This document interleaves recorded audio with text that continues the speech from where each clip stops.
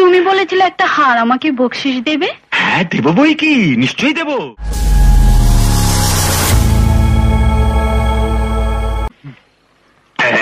তুমি বলেছিলে একটা হার আমাকে বকশিস দেবে। হ্যাঁ দেবো বই কি, নিশ্চয়ই দেবো। কবে দেবে গো? আমি মরলে? ছি, অমন কথা বলে না বিজলি। তুমি মরতে যাবে কেন? বালাই 60, তোমারই কিলিং যৌবন, এ তো আমাদের কিল করবার জন্যে।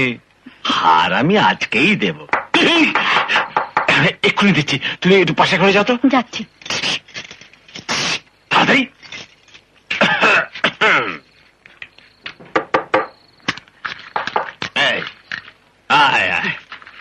ভালো নিছিস? কত বাস করে আসছিলাম, বাবা বেশ বেশ। রাস্তায় হঠাৎ ওই ঘনশ্যাম আমাদের উপর চড়ার হয়ে ওই ঘনশ্যাম বাস্কগুলো নিয়ে পালিয়ে গেছে। বেশ বেশ। তোর এতগুলো লোক ছিল, তাকে মারতে পারলি না?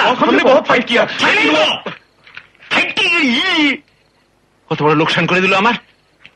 কোন দিকে কোন দিকে গেছে ঘোড়া? তাও জানি না। তাও জানো না, কিছুই জানো না তুমি। যাকে কালকে হচ্ছে লঞ্চের টাকা জমা দেবার শেষ তারিখ।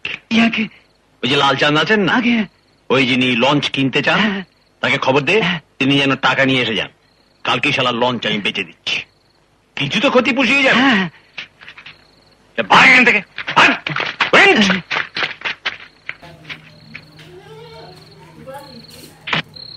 আমি আসবো মন্না বাবু।